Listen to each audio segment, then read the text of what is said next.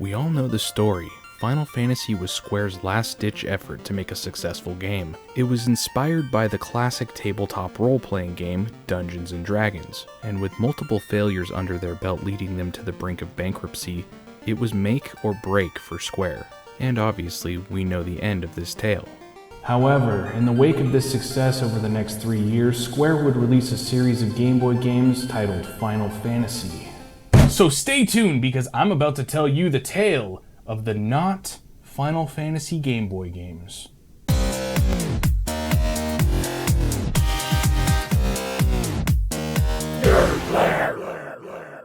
From 1990 to 1993, Square would release 4 games, all bearing the moniker of Final Fantasy. But it was all lies, don't you see? Honestly, I don't really blame Square all that much. They wanted to cash in on their one success, Final Fantasy. But the 3 Final Fantasy Legends games are actually a completely different RPG series that was, at the time, only released in Japan. Saga.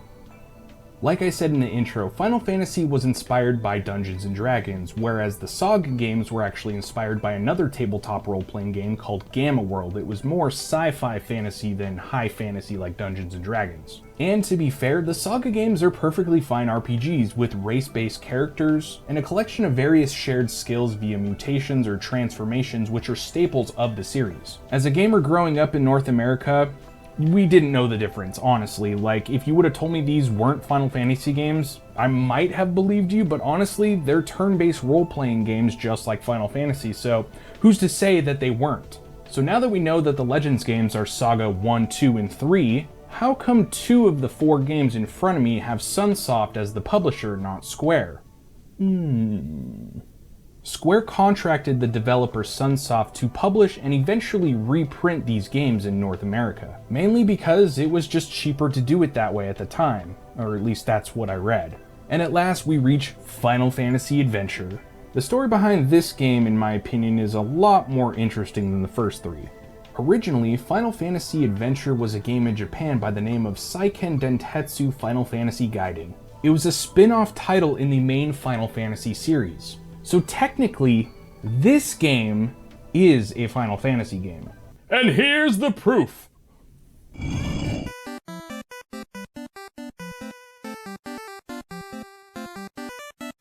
You see? Chocobo. But here is where the twist happens.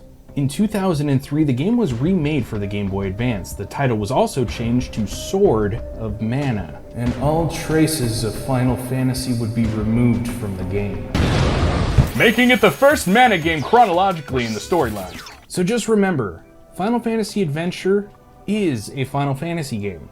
Sword of Mana is a Mana game. The two are different because the Final Fantasy elements have been taken out of Sword of Mana. So, now you know. So, like every fucking retro game in existence nowadays, if you want to get your hands on a boxed copy like these, it's gonna cost you like $1 million, no joke. Lucky for you now, these games are actually attainable on new consoles, the collection of the Saga Final Fantasy Legends games.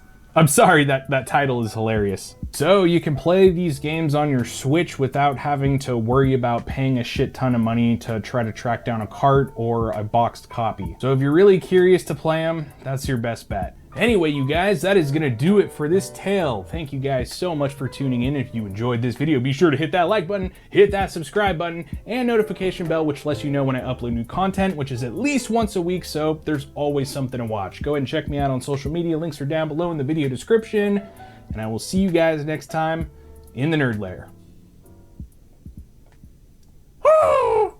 Was that a chocobo work? Goombo! Goombo! I don't know. Goodbye.